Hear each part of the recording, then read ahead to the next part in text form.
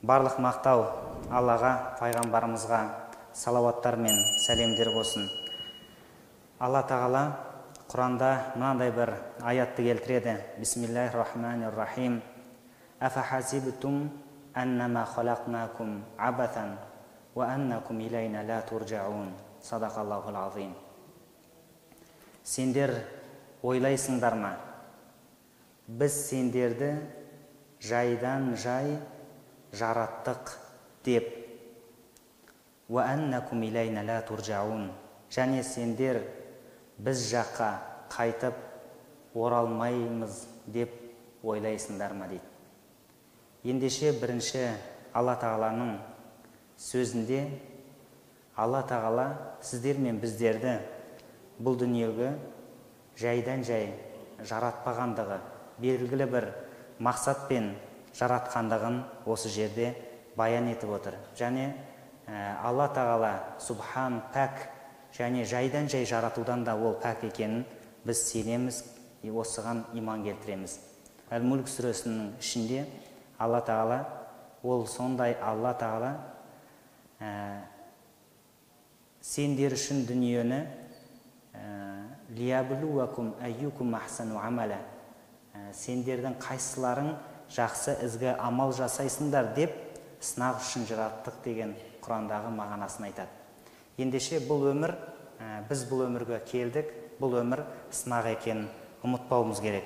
Сол сынақ өмірде бізге көмектесетін, біздің бойымызда болса сол сынақтардан сүрінбей өтуге, Алланың ризалығын алуға, қандай да бір қиындық келетін болса соған төзіп беруге септігін тигізетін бір үлкен мінез бар, үлкен сифат бар. Ол сифат сабыр сипаты болып есептелінеді. Яғни сабыр.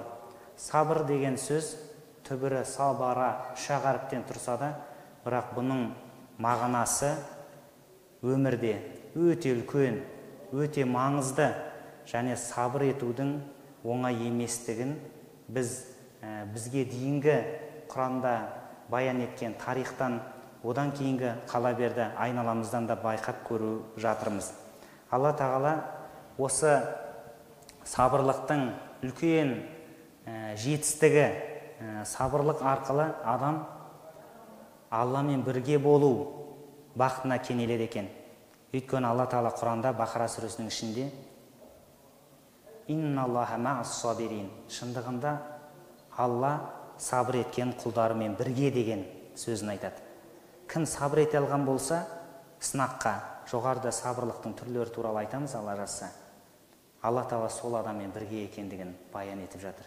Ендеше оламалардың мынандай бір сөзі бар. Идаллаху маака фаман тахаф. Алла сенімен бірге болса, кімнен қорқасың дейді. Ва ида алейка фаман тарджу. Ал егер Алла саған қарсы болса, кімнен барып Аллаға қарсы көмек сұрайсың дейді.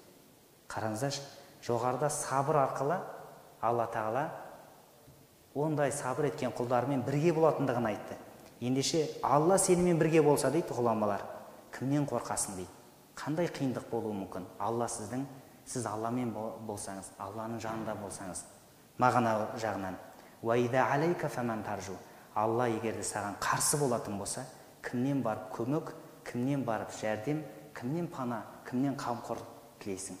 Ендеше ең басты өмірде Алланың қарсы болмауы саған, Алланың ашуы түспеуі, Алла тағаланың қаһары келмеуі ең басты өмірде сол. Адам бірде өзгеріп, бірде бұлай, бірде әртүрлі болуы мүмкін. Біреуді ренжітсеңіз, кейін кешірім сұрап, дастархан жайып, алдынан өтетін болсаңыз, оны кешіру, оны қайырып алу оңай. Бірақ Алла тағала ол адам несі сияқты емес, Алла тағала біле тұра оның ашуына кенеліп қалудан мұсылман сақтану керек екен. Енді сол сабырлықтың құнының үлкен екендігін Алла тағала мынандай бір аятпен баяндайды. Иннамас сабируна юаффа. Алла тағала айтады, иннама юаффа сабируна ажрахум биғойри хисаб дейді. Шындығында сабыр еткендердің әжірі сауабы есепсіз дейді. Әжіреткен, жаңағы сабыр еткен құлдың сауабы есепсіз дейді. Белгілі бір жаңағы мөлшер деген жоқ. Сабырлықты мұсылман адам ұстанған болса өмірде, оның сауабы есепсіз дейді. Сабырлық біз қазір міне осыдан шықтық, үйге бардың, үйден шықтың, жолда, барлық жерде бізге сабырлық керек. Жұмыста да, қарым-қатынас, балаларыңызбен қарым-қатынас, өмірде де. Егерде сабырлық болмаса, адам көптеген нәрседе қолын тістеп, санын соғып қалады екен. Сондықтан да Алла Тағала егер сабыр еткен құл болатын болса, оның жаңағы сауабы есепсіз деп баяндайды. Енді Алла Тағала мынандай бір сабыр етудің артынан келетін сауап туралы мынандай бір хадисті келтіреді. Яқулуллаху Тағала, Алла Тағала хадисул қудусиде былай деп айтады: «Идабтулиту абди би хабибатайхи». Егер мен құлымның бірін екі жанарымен, екі жақсы көрген нәрсесімен сынаған болсам дейді. Ол хабибатайхи деген екі көзді айтады. Егер де бір құлымды екі көзін мен сынаған болсам дейді, яғни екі көзі көрмейтіндей дәрежеде сынаған болсам, фасобара, және сол құл сабыр еткен болса, ауаттуху минхума әл-жәнната, мен ол екі көздің орнын жәннатпен оны сүйіншілеймін дейді. Яғни екі көзіне сабыр еткен үшін мен оған жәннатты берем деп Алла Тағала хадисул қудусиде айтты дейді. Ендеше сабырдың артында, егерде адамның басына сондай бір сынақ келген болса, дене мүшесі тағза тағда, сол құл сабыр еткен болса, оның жазасы, оның есебі, оның сыйы жәннат екендігін пайғамбар саллаллаху алейхи уассалам осы хадисте баяндайды. Тағы бір хадисте пайғамбарымыз айтады: «Ма юсибу әл-муслиму мин насабин уәлә уасабин» дейді. Қандай да бір мұсылманның басына дейді шаршау келген болса, уәлә уасабин, немесе ауру келген болса, уәлә хаммин уәлә хазан, қайғы қасірет келген болса, уәлә әза, зиян тиген болса, уәлә ғаммин, және мұң келген болса дейді, қайғы мұң, хатта шауката, тіпті шөгірдің өзі юшакуха илля каффараллаху биха мин хатаяху дейді. Егерде тіпті шөгірдің өзі денесіне кірген болса, сол жаңағы шөгірдің тиюімен, соған қиналып сабыр етуімен оның жаңағы күнәлары не істелінеді? Кешіріледі дейді пайғамбар саллаллаху алейхи уассалам. Осындай сіздер мен біздерге жаңағы сүйінші айтады. Пайғамбар саллаллаху алейхи уассаламда өзіне қатты қиындық бойына түскен, сол қиындыққа шыдай білген. Бірде Ибн Масуд радиаллаху анху пайғамбарымыздың қатты қиналып жатқанын көреді. Сосын айтады: «Я Расулалла» дейді, «Сізді қатты қиналып тұрғаныңызды көрдім» дейді. Бірақ пайғамбарымыз сол ауруына шыдап тұр. Сонда пайғамбарымыз айтады: «Әжәл» дейді. Сонда: «Я, мен қатты қиналып тұрмын» дейді. «Инни уаку кама юаку ражулани минкум» дейді. Шындығында мен қиналған кезде сендердің екі ер азаматтың қиналғанындай қатты қиналамын дейді. Сонда жаңағы сахаба тұрып айтады: «Залика анна лака ажрайни». Бұл егерде бір істесеңіз, сіздің ісіңіз екі сауап болғандықтан ба дейді. Сонда пайғамбарымыз айтады: «Әжәл, я солай» дейді. «Залика кадалик ма мин муслимин юсабу ада шаукадан фама фауқаха илля каффараллаху биха сайиатихи» дейді. Я, сол сияқты мұсылман да солай дейді. Пайғамбарымыз айтады: қандай да бір оған зиян тиген болса, тіпті шөгір кірген болса, шөгірден жоғарғысы оған зиян келтірген болса, Алла Тағала сонымен оның күнәсін кешіреді дейді. «Ва хаттат анху зунубаху кама тахутту шажара варақаха» дейді. Ол адамның күнәсі сондай төгіледі, ағаштың жапырағы қалай желдігіне төгілген болса, сол қиындыққа түскен адам сабыр ететін болса, күнәсі солай төгіледі деп осындай сүйіншілер айтады. Және бұл сынақ деген, сынаққа сабыр етудің артында Алла Тағаланың жаңағы махаббаты тұрады екен.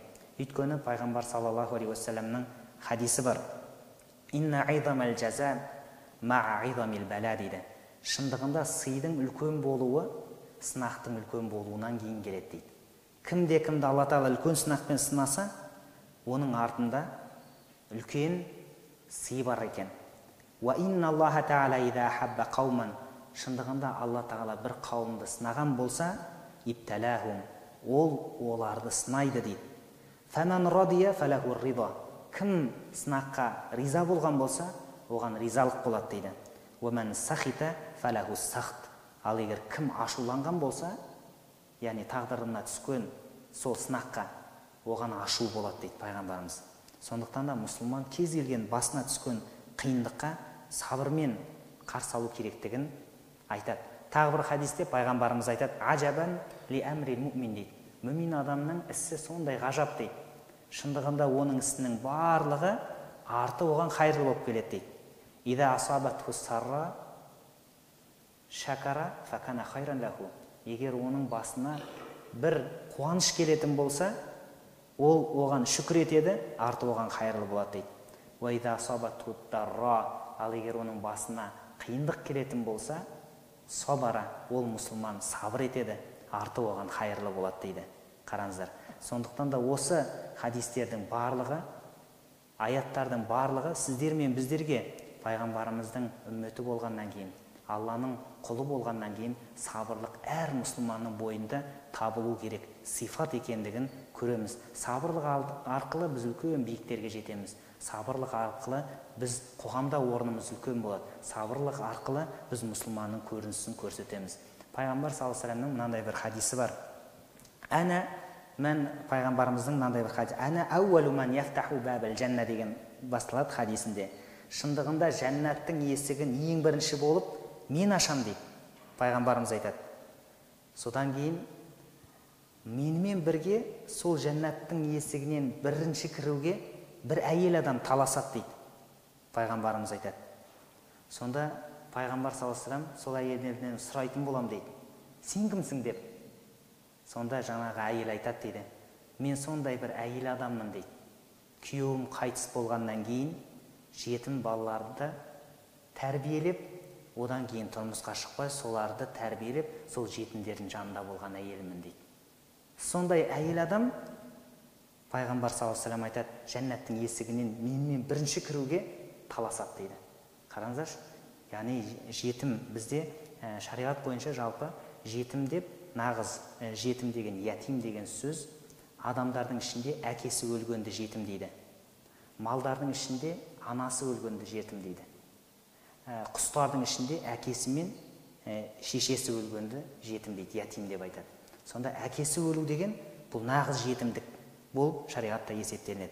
Сонда жаңағы әйел күйеуі қайтыс болғаннан кейін балалардың тәрбиесінде болып, кейін басқаларға шықпай, соған сабыр етіп, солардың иманды болуына, олардың тәрбиелі болуына шыдаған әйел адам жәннатта пайғамбар саллаллаху алейхи вассалам мен жәннаттың есігінен бірінші көруге таласады дейді.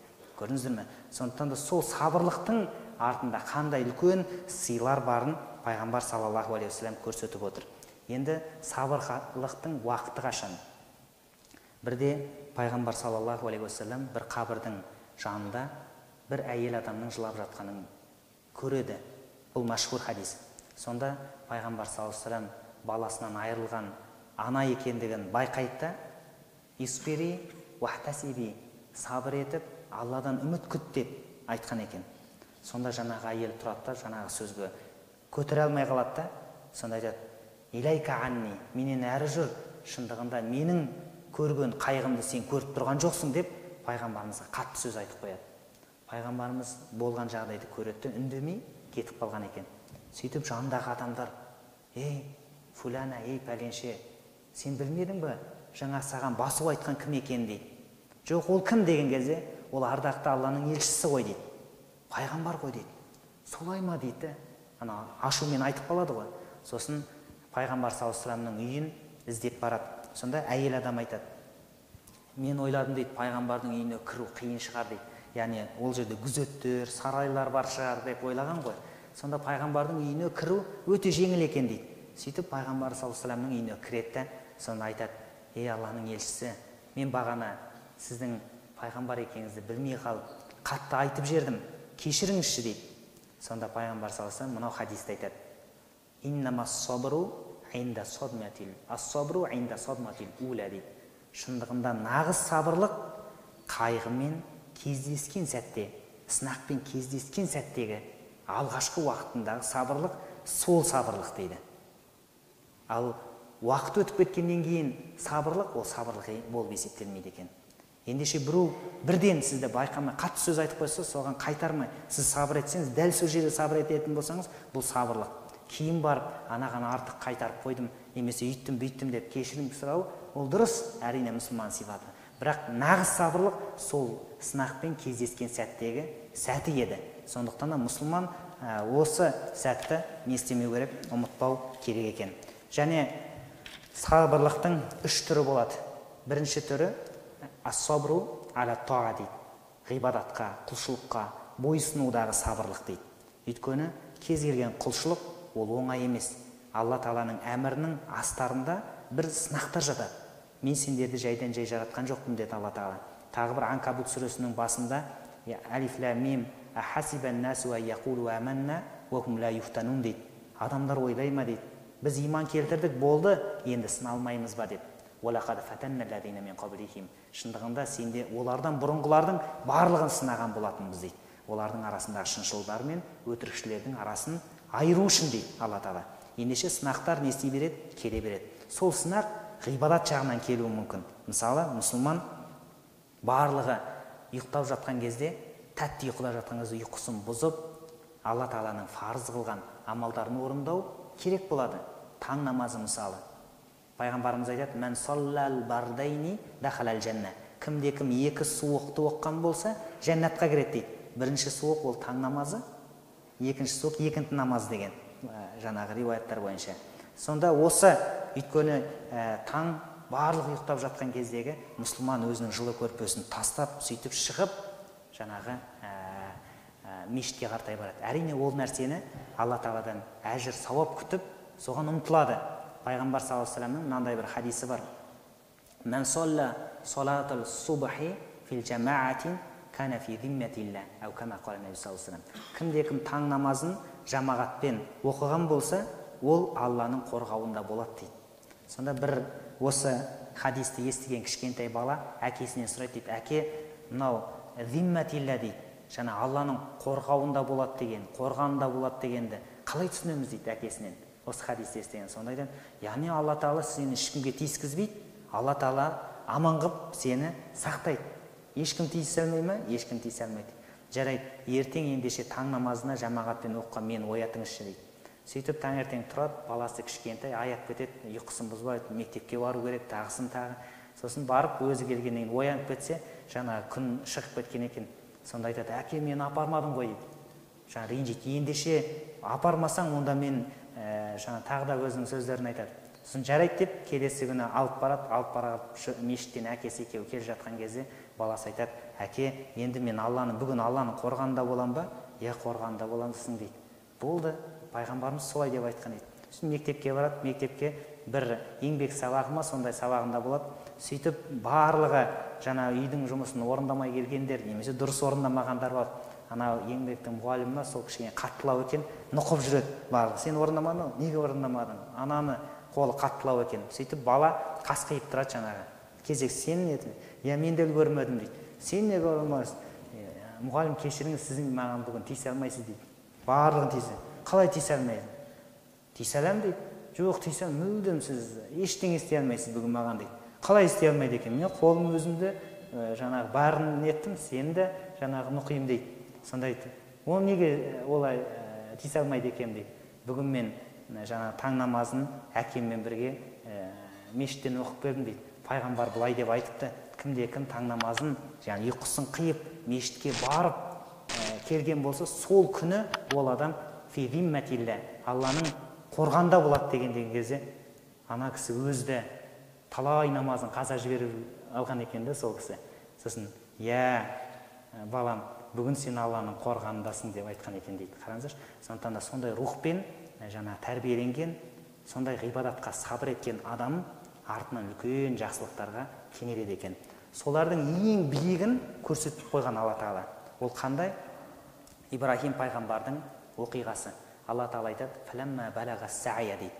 Ол баласы мен, яғни Исмаилмен жетектеп жүруге жаңағы саи деген жерге жеткен кезде, баласы үлкейген кезде, Қола, сол кезде Ибрахим пайғамбар айтты: Я гунайя, ей балапаным, инни раайту, шындығында мен сені түсімде көрдім, әнни азбахука, шындығында сені бауыздап жатқаныңды көрдім дейді.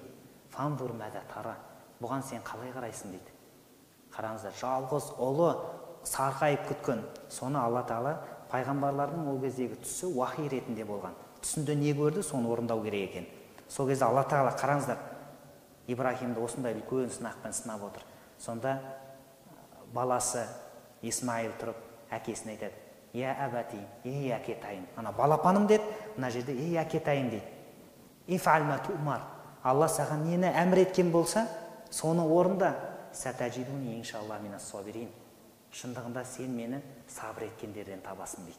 Қараңыздар, мен сабыр етемін осыны. Фәләммә әсләмә фәтуәтәлләху джабин дейді. Жаңағы ол екеуі бойсынып, баланың бетін, маңдайын, жабин деген маңдайды жерге қаратқан кезде дейді. Оқиғасын білесіздер ғой барлығыңыз. Сөйтіп енді ол қазір өтпей қалады деп ойлаған жоқ қой. Алла Тағала әмір етті, соны орындау деген. Яғни құлшылыққа, ғибадатқа сабырлық жасап тұр. Өйткені Алла әмірді орында деп тұр. Сол кезде пышақ тартқан кезде пышақ несіне демеді, қанжақ өтпеді. Сөйтіп Алла Тағала оның жаңа қад саддақта руя, сен түсіңді ақиқатқа шығардың, ей Ибрахим деп айтып, Алла Тағала оның қошқармен ауыстырды. Сол сияқты бұл үлкен көрінісі. Бұған біреудің емес, екінің бірінің шамасы келмейді бұған. Бірақ Алла Тағала осылай істеген, Алла үшін осылай құрбандық қылған адам болғандығын, пайғамбар болғандығын көрсетеді. Ендеше мұсылманда ғибадатта жаңа шамасы келгенше сабыр ету керек. Қалай? Яғни ғибадатта сабыр деген сөз, сіздің дүние мүлкіңіз бар, соны Алланың жолында жұмсау керек. Яғни сен әрине қаншама еңбектендің, соны бөлу керек. Оның артында да егерде сабырлық болмаса, адам ол ғибадатты зекетті де шығара алмайды. Сабырлық болмаса, оразаны да ұсталмайды. Кішкентай бір не болса, ауырып тұрым, оған себеп іздейді, ауырғандарға фидия төлеп, ұстамаса болады деген сияқты нәрселерді айтуы мүмкін. Жоқ, мұсылман адам құлшылыққа да, ғибадатқа да сабыр ету керек. Екінші сабырдың түрі ас-сабру фил маъанил мағсия дейді. Күнәлі істен сабыр ету дейді. Қандай күнәлі істер? Харам, күмәнді нәрселерден. Кейбір кезде осы қоғамда болып жатады. Бір сауда жасай қойып, бірақ сауданың түрі күмәнді болады. Біреуді алдау керек. Немесе бір жер ала қою. Қазір әртүрлі ғой, мысалы. Біреудің айтпайды, бір машина сатқан кезде жаңағы ақауларын жауып, үндемей. Ол нағыз өмірде ол сынақ деген алыстан келмейді. Бүгінгі күннен, мысалы, біреу алып сіздің алдыңызды кесіп өтуі мүмкін, біреу қатты сөз байқамай айтып қалуы мүмкін. Немесе әрбір осындай күнәлі іске сабыр ету. Әрине сіз мынадан пайда көрейін деп тұрған сияқты болып көрінеді, шайтан сізге көрсетеді. Бірақ бұның артында сабыр етпесе, мұсылман адам үлкен күнәға душар болып қалуы мүмкін. Соның ішіндегі нәрсе бізге үлкен бір мысалын көрсетті. Юсуф алейхиссалам мен Зулайханың арасындағы оқиға. Білесіздер, жаңағы Мысырдағы қожайынның әйелі үйінде оны Юсуф алейхиссаламды зинаға шақырды. Сол кезде одан не істеді? Юсуф алейхиссалам қашты. Тіпті оны зинаға шақырған кезде Робби сичну ахаббу илайя мимма тадунани илай дейді. Ей Алла Тағала, олардың шақырған нәрселерінен маған түрме жақсы деп соны таңдаған Юсуф алейхиссалам. Жап-жас, сұлу, жаңағы Алланың елшісі осылай істеген. Яғни осы ендеше күнәлі істеде не істеу? Мұсылман адам сабыр ету керек екендігін көрсетеді. Үшінші мәселе, пайғамбар саллаллаху алейхи уассаламның хадистеріне келдіргендей, сабырдың үшінші түрі ас-сабру алал иптила, сынаққа сабыр ету. Сынаққа, тағдырдағы мәселелері, тіпті сондай бір үлкен сынақтар болуы мүмкін. Жаңағы адам, Құранда мынандай бір аят бар, Бақара сүресінде айтады: Бисмиллахир-рахманир-рахим, «Валанаблуаннакум бишайин минал хауфи» дейді. Біз сендерді міндетті түрде сынаймыз дейді Алла Тағала. Минал хауфи, қорқынышпен, минал наблуакум минал хауфи вал жуи, аштықпен, ва нақси минал амуал, дүниенің кеміп кетуімен, вал анфус, және жандардың дүниеден өтуімен, жақсы көрген адамдардың қайтыс болуымен, ва самарат, және еккен егістіктерінің шықпай қалуымен, ва баширис сабирин дейді Алла Тағала айтады. Осы сынақтар, аштық, қорқыныш, адамның дүниеден өтуі, жақындардың егістік, дүниенің күрт кемуі, егістіктің шықпай қалуы, осыған сабыр еткен болса, Алла тағала оларды сүйіншілеңдер дейді. Ида асабатхум мусибатун, олардың бастарына бір сынақ келген болса, қайғы келген болса, қолу инна лиллахи ва инна илайхи раджиун, олар айтады, шындығында біз Алланың тарапынан келдік, Алланың тарапына қайтамыз деп айтады дейді. Сондай құлдарды Алла тағала сүйіншілеңдер дейді. Ендеше мусиба деген бұл сынақ адамға өмірінде де болуы мүмкін. Тіпті мынандай пайғамбар саллаллаху алейхи вассаламның хадисі бар. Ида мата валаду абди қала Аллаху лил малаика. Пайғамбарымыз айтады, егер де бір құлдың кішкентай сәби дүниеден өткен болса дейді, Алла тағала періштелерге айтады екен, қабаттум валада абди, сендер менің құлымның баласының жанын алдыңдар ма дейді. Фаяқулуна наам, сол кезде олар айтады, иә деп айтады. Қабаттум самарата фуадихи, жүрегінің жемісін алдыңдар ма дейді періштелерден. Сонда фаяқулуна наам, сонда періштелер айтады, иә деп айтады. Фаяқулу мада қала абди, сол кезде Алла тағала айтады екен, құлым не деді дейді. Жаңа қайғының үлкенін көрдіңіздер ғой. Хамидака уастаржаака, саған мақтау айтты. Уастаржаа, яғни Алланың тарапынан келдік, Алланың тарапына қайтамыз деп айтты дейді. Фаяқулуллаху таала, сонда Алла тағала айтады екен, ибну ли абди байтан фил джаннати ва саммуху байтал хамд. Сендер құлыма жәннаттан үй салыңдар, және ол үйдің атын хамд деп, мақтаулы үй деп атаңдар дейді. Сондықтан да Алла тағала пайғамбар саллаллаху алейхи вассалам айтады, адам, мұсылман адам ол сынақты сұрамау керек. Құранда мысалы бізге үйретеді Алла тағала қалай жаңағы дұға қылуды. Бақара сүресінің соңына қарасаңыздар, сондай Роббана ла туахидна ин насина ва ахтана. Роббана ва ла тахмил алайна исран кама хамалтаху ала лазина мин qablina дейді. Сол дұғаны білеміз. Сонда айтады, ей Алла тағала, бізден бұрынғыларды сынағандай бізді сынамашы дейді. Қараңызшы, қандай әдемі дұға. Жаңағындай үлкен адамдарды сынағандай бізді сынамашы деген Алла тағала солай тілеңдер деп тұр да. Уафанна уафилана вархамна дейді, мысалы бізді кешір, бізге мейірімді бол деген жаңағы дұға. Сонда пайғамбарымыз айтады, шын мұсылман адам ол қиындықты сұрамау керек. Егер оған басына сынақ келген болса, ол сабыр ету керек, соған төзу керек дейді. Ендеше құрметті жамағат, альхамдулилля, біздің ислам діні бұл ахиреттік, Алланың риза болған діні. Радиту лакумул ислама дина. Мен сендерге ислам дінімен ғана риза болдым дейді. Сондықтан да осы діннің қандай да бір бұйрықтары болатын болса, пайғамбарымыздың үйреткен тәрбиелері болатын болса, ол бізді бұл дүниеде де бақытты, ахиретте де бақытты қылатын істер екен. Сондықтан да иншалла Алла тағала баршамызға сабырлық деген көркем мінезді бойымызға берсін. Мынау мұсылманның, мынау пайғамбарымыздың тағы бір хадисі бар. Мән ястасаббар юсаббирухулла дейді. Кім сабырлықты сұраса, оған Алла тағала сабырлықты береді дейді. Мысалы, мұсылман адам айнаға қараған кезде мынандай дұға бар. Аллахумма кама хассанта халқи фа хассин хулуқи дейді. Ей Алла тағала, менің жүзімді қандай әдемі қылып жаратқан болсаң, фа хассин хулуқи, менің мінез құлқымды да сондай әдемі қылшы дейді. Ва харрим уажхи анин нар, және жүзімді тозақтың отына харам етші дейді. Ендеше менің жүзімді қандай әдемі қылған болсаң, мінезіңді де сондай әдемі қылшы дейді. Мысалы, бір адам өзі туғаннан сабырлы адам болуы мүмкін да, бір адам өзі сабырсыз болуы мүмкін. Бірақ Алла тағаланың аяттарын, пайғамбар саллаллаху алейхи вассаламның сүйіншілерін естігеннен кейін сабыр ету керек екен ғой деп, сол сабырды үйренеді, мүктәсәп дейді.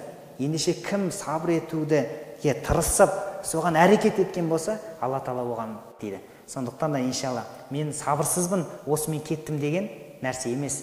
Сабырлықты ол үйрену керек екен. Ол әрине құлшылықпен, ізгі амалдармен бекіп отыратын болады. Алла тағала иншалла қандай да бір іс болатын болса, соған сабыр етіп, өзінің ризалығын алуды нәсіп етсін. Және Алла тағала ең соңында мен тағы да естеріңізге салайын, инналлаха мa'ас-сабирин дейді. Шындығында Алла тағала сабыр еткен құлдарымен бірге болады дейді. Сондықтан да Алла бірге болған адам ол бақытты болатын адам болып есептеледі. Алла тағала баршамызға әрбір істе сабырлық беріп, исламның қандай көркем мінездері болса, сол біздің бойымызда қазір табылды нәсіп етсін. Өйткені бүгіннен бастап осы сөздерді, Алла Тағаланың аяттарын, пайғамбар саллаллаху алейхи вассаламның хадистерін естігеннен кейін бүгіннен бастап мен міндетті түрде сабырлы боламын деп өз-өзіне уәде беру керек, өз-өзіне сондай шарт қою керек мұсылман. Өйткені бізге бұл нәрсені өзіміз үйренбесек, бізге біреу келіп бұны үйретіп кетпейді. Сондықтан Алла Тағала баршамызға ізгі амалдарды нәсіп етіп, сабырлы ғұмыр кешуді Алла Тағала нәсіп етсін. Алла разы болсын. Субханакаллахумма ва бихамдик,